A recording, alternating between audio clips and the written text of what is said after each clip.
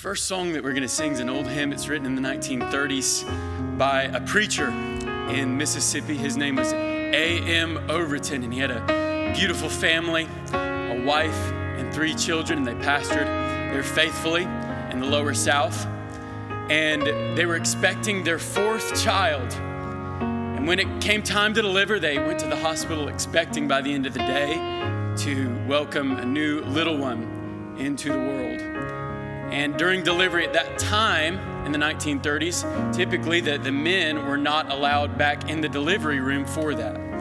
So when the doctor comes and goes out of the delivery room to the waiting room where A.M. Overton and his 3 children were waiting, he was expecting the news of, congratulations, you've had a brand new little one who's been welcomed into the world. But instead, the doctor came out with very grave look. And he said, I regret to inform you that we've lost your child. And not only your child, but your wife lost her life during the delivery. And it was such a heavy blow to this preacher, A.M. Overton, that for the funeral of both his wife and his child, he could not speak.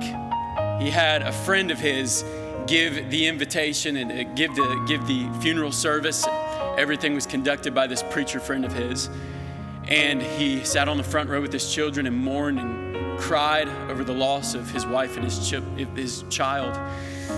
And during this funeral, towards the end, his friend looks down from the pulpit on A.M. Overton and notices A.M. Overton scribbling on a notepad. And at the end of this meeting, this preacher friend of his goes to A.M. Overton and asks him, what were you writing about? I noticed towards the end there you begin to scribble some words. And A.M. Overton showed him the words that he wrote during that funeral, and it read, my father's way may twist and turn, my heart may throb and ache, but in my soul I'm glad to know he maketh no mistake.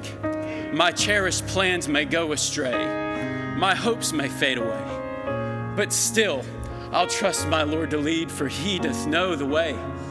Though night may be darkened, it may seem that day will never break, I'll pin my faith, my all in him. He maketh no mistake.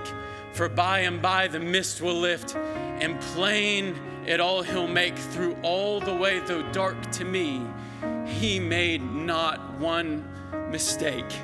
And when you hear this history, this account of how a preacher handled such pain and trial and loss, but with such grace, how does one do it?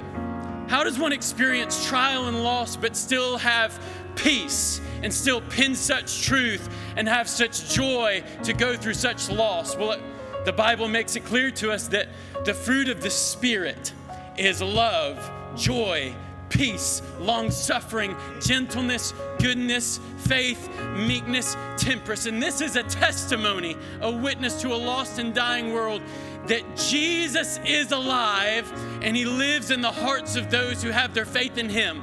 So then when we go through pain and trials, we can be a testimony by our joy and our peace. Jesus lives, Jesus lives, Jesus lives, and he maketh no mistake. So I pray as the choir sings these truths from the Word of God, they're a blessing and encouragement to you.